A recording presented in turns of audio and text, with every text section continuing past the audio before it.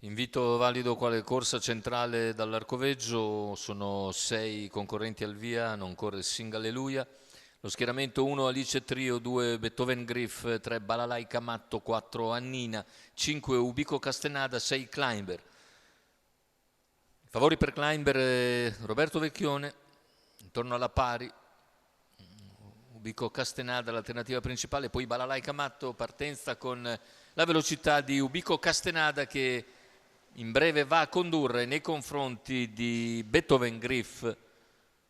Partito invece piano Balalaika Matto che rimane in coda, all'esterno c'è Climber che va a ridosso di Beethoven Griff che segue sempre Ubico Castenada che ha sfilato in 200 metri. Davanti di fronte, passaggio dalle scuderie con Climber che va ad affiancare Ubico Castenada, 400 metri in 33, i due più attesi alle prese sulla piegata.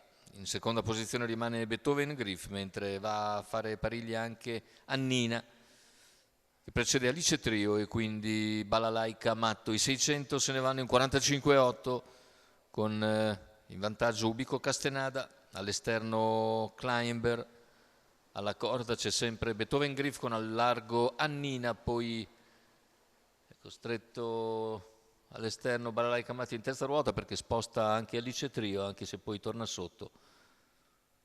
E così insiste Climber all'attacco di Ubico Castenada dopo un chilometro che viene percorso in 1:15,3.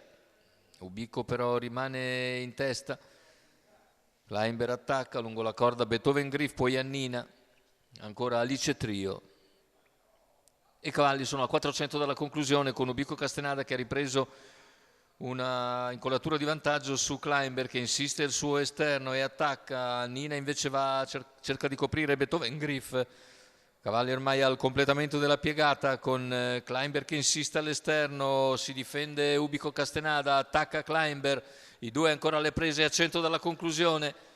Poi tentativo di Beethoven Griff, finale con Ubico Castenada che si difende sul palo, emerge Ubico Castenada nei confronti di Climber, terzo posto per Beethoven Griff, 1:14,3, un doppio 29,4 a chiudere.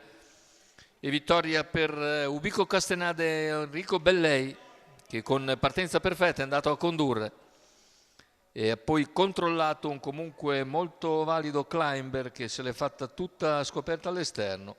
Ubico Castenada ha controllato in retta d'arrivo. Il successo per Enrico Bellei,